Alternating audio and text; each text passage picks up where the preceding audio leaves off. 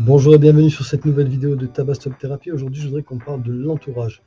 L'entourage du fumeur, lorsque on attaque un sevrage, il est très important de faire attention à l'entourage. Et quand je parle d'entourage, je parle des choses visuelles que vous pouvez observer autour de vous, euh, de vos relations que vous avez.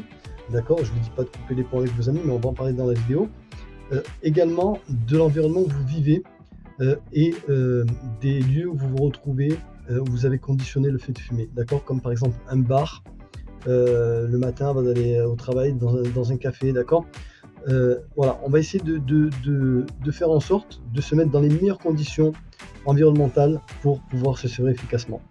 Et on voit ça après générique.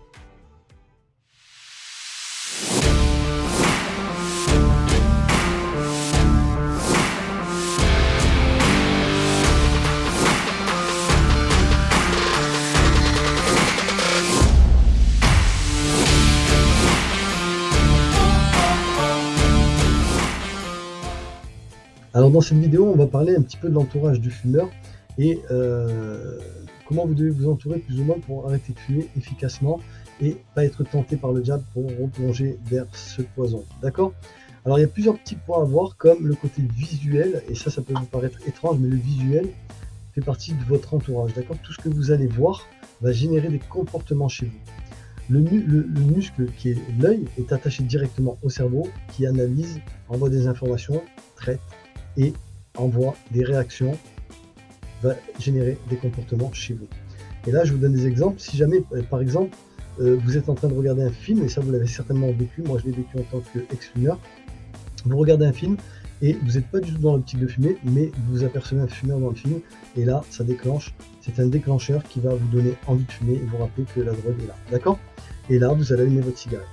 Ou faire une pause du film, aller fumer une cigarette dehors, ou fumer votre cigarette devant le film, ça dépend comment vous êtes, comment vous fumez. Ensuite, un autre exemple que je peux vous donner, et aussi vous l'avez vécu, mais vous en êtes peut-être pas conscient, c'est-à-dire que il faut être conscient que vous êtes inconscient 90% du temps. Ça veut dire que 90% du temps, vous laissez votre bateau livré à l'océan, face à l'océan, en lâchant le gouvernail. D'accord? C'est-à-dire que vous ne dirigez rien. Vous laissez votre bateau aller où il veut.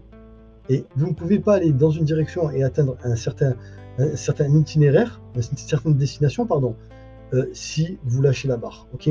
Mais malheureusement, 95% du temps, on laisse cette barre, on la lâche et on laisse partir notre bateau en pleine mer. Ok? En gros, c'est un peu comme ça que je vois l'inconscient, mais je ferai d'autres vidéos concernant ce sujet. Vous comprendrez pas mal de choses que vous pouvez récupérer, rattraper et gérer. Ok?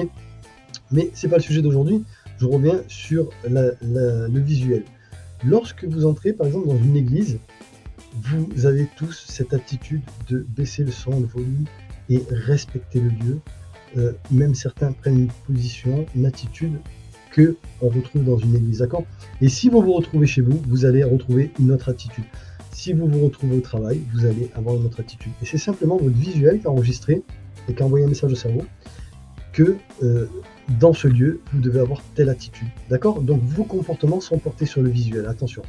Si vous vous retrouvez en plein sevrage, dans un apéro, à la maison avec des copains, ou chez des copains avec un apéro barbecue ou quoi que ce soit, vous allez vous retrouver dans une sale situation de stress. Et on sait que le fumeur n'aime pas le stress, d'accord? En parlant de ça, on va parler également des images qu'il y a sur le paquet de cigarettes, et là je vais me faire des amis, d'accord? Les images qu'il y a sur le paquet de cigarettes sont pour moi, après longue réflexion, un très bon marketing pour vous vendre, d'accord? Alors vous allez me dire, mais comment tu veux vendre en nous montrant des images de maladies, de ce que ça peut nous faire? Comment on peut être assez stupide? Et que vous soyez fumeur ou non fumeur, peut-être que vous ne pouvez pas comprendre ça, mais c'est tout simplement qu'on va revenir encore sur l'effet de la drogue qu'apporte la nicotine au corps et au cerveau, l'état de stress. Un fumeur stresse, d'accord? Est malade du stress, ok?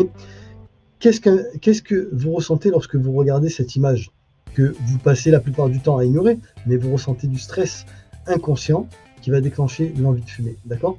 Maintenant, allez annoncer à un fumeur qu'il est malade d'un cancer des poumons, et la première chose qu'il va faire, c'est allumer une cigarette, d'accord? Donc c'est un business bien pensé et bien huilé, d'accord? Le visuel des paquets de cigarettes est fait pour vous faire fumer encore plus, ok? Inconsciemment, vous lâchez la barre. Ok? Allez, on passe à la suite. Alors, je voudrais qu'on parle de l'entourage personnel qu'on peut avoir dans notre vie et l'entourage toxique, les gens toxiques, d'accord? Alors, je ne veux pas briser des ménages, créer des tensions dans l'ambiance familiale ou saccager une amitié d'enfance ou quoi que ce soit. J'espère que vous allez bien comprendre le sens de ce que je vous explique ici. C'est pour ça que je ralentis un petit peu la cadence pour pouvoir vous expliquer vraiment mon ressenti, d'accord? Nous sommes entrés dans une période Covid il y a peu de temps qui nous a fait rester chez nous et changer de rythme de vie.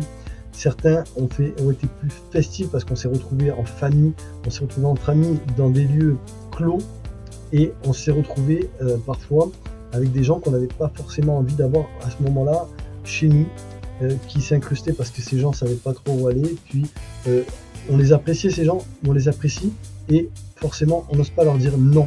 Mais sachez que dire non, des fois, c'est bien pour vous, d'accord? Si vous savez dire non, ça veut dire que vous êtes sur la bonne voie du sevrage, ok? Il faut que vous éloigniez ces gens toxiques de votre vie. Quand je parle de gens toxiques, je ne parle pas forcément de vos proches les plus proches qui sont tout le temps avec vous, mais des gens qui vous incitent à faire la fête.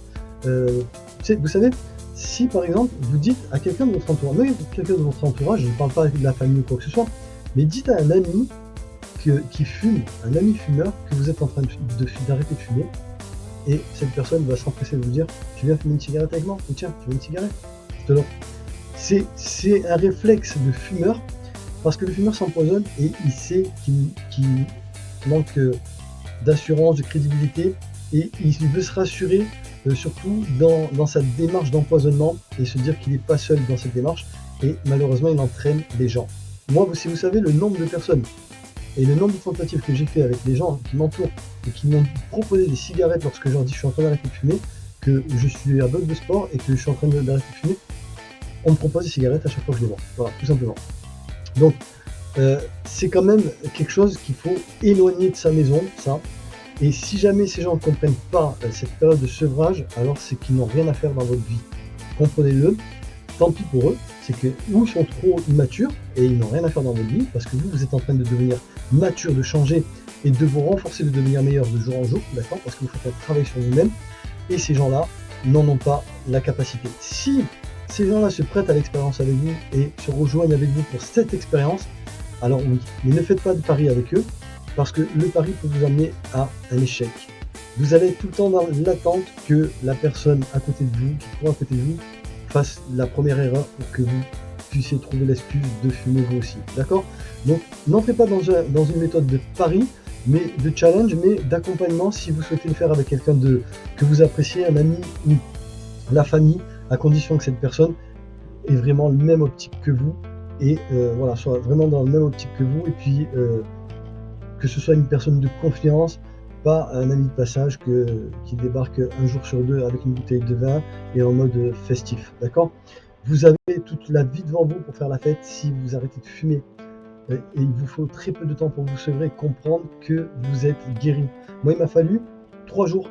Les 2 premiers jours ont été assez difficiles parce que forcément, il y a un manque au début, mais des outils pour gérer tout ça. Et les outils, une fois mis en place, le 3e jour, on prend conscience et on retrouve déjà une énergie vitale qui fait que on sait qu'on n'est plus fumeur. En tout cas, avec ma méthode, c'est ce que j'ai pu en tirer, c'est ce que les gens en tirent lorsque je vais en cabinet, quand je les suis. Voilà, j'ai affûté vraiment cette méthode pour pouvoir vous aider en ce sens, et j'espère, je vous souhaite que ça vous arrive, d'accord? Qu'est-ce que je veux dire d'autre concernant l'entourage? Voilà, méfiez-vous de votre entourage, s'il vous plaît, même si jamais ce sont des proches. Alors expliquez-leur votre démarche et voyez leur réaction. Si jamais ils décident de se mettre en retrait pour vous laisser ce qu'ils ont compris, qu'ils ne se fâchent pas, et puis expliquez-leur bien le principe de votre démarche, que vous allez entrer dans un sevrage et que vous avez besoin de vous retrouver seul avec vous-même pour pouvoir faire un travail personnel, et que ça n'a rien contre eux, mais que quelques jours vous voulez rester tranquille et que vous ferez la fête par la suite dès que vous serez guéri, d'accord? Voilà. Allez, je vous dis à de suite pour la suite. Alors, ce que je suggère à mes patients concernant le lieu de vie, c'est-à-dire votre chez vous, c'est de faire un grand ménage de printemps, d'accord? Et faire ces grands gestes, vous savez, qui vont vous dépenser et qui vont stimuler ces hormones du plaisir dans votre cerveau, dans votre corps. Voilà, c'est ce bien-être qu'on ressent lorsqu'on a nettoyé sa maison et qu'on est tout fier sur son canapé après avoir fait un grand ménage chez soi et de se retrouver dans cet environnement sain et propre, d'accord? Pourquoi faire ça? Parce que déjà ça sécrète des hormones du plaisir, comme je viens de le dire, et on se sent bien. Et on a besoin de cet état psychologique lorsqu'on arrête de fumer. Ça va être un plus pour se sentir détendu, d'accord? N'oubliez pas que nous sommes stressés en tant que fumeurs et que il faut se détendre par n'importe quel moyen. Ça, c'est un bon moyen de se détendre. Alors, si je fais une petite parenthèse pour ceux qui ne font pas le ménage et qui laissent faire les autres, vous allez devoir vous y mettre et vous allez me le faire 2 fois, d'accord? 2 fois d'affilée pour vous mettre bien, ok? Très bien, et vous allez comprendre, ok? Ce que je peux suggérer de plus à mettre en place, si vous le pouvez, parce que je sais que c'est pas évident pour tout le monde, c'est de changer les meubles et de dégager tout ce qui vous rappelle la cigarette, les cendriers, les posters, les photos où il y a des fumeurs dessus, tout ce qui traîne chez vous ou qui rappelle la cigarette, vous dégagez, ok?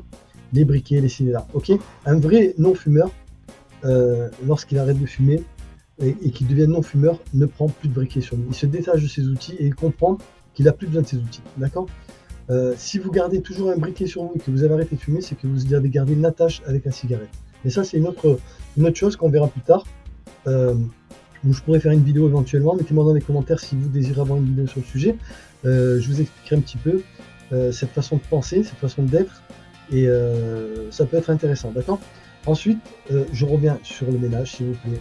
Faites-moi ce ménage. Nettoyez votre vie. Des études ont montré que le fait d'avoir de la poussière chez soi et que ce soit pas rangé, d'avoir la maison un peu sale, joue sur le moral. Et le moral, nous, on en a besoin pour se sortir de ce piège, d'accord? On a besoin de toute notre énergie psychologique qui va développer notre énergie physique pour sortir de là, d'accord? Et ça commence par là, ok? Donc, c'était Olivier de Tabastol Thérapie. J'espère que cette vidéo, vous l'avez appréciée, qu'elle vous a plu. Abonnez-vous pour ne pas manquer les suivantes. Partagez si vous voulez aider un proche à se sevrer et qu'il en a besoin. Je serai fier de l'accompagner et de pouvoir l'aider, de pouvoir aider vos proches, votre entourage, vos amis, etc. Et mettez un like si vous avez aimé. Je vous dis à la prochaine pour une autre vidéo. C'était Olivier. Merci. J'espère que vous êtes régalés, que vous en avez pris plein les yeux comme moi. Et je vous dis à la prochaine pour une nouvelle vidéo sur Tabastop Thérapie. Merci.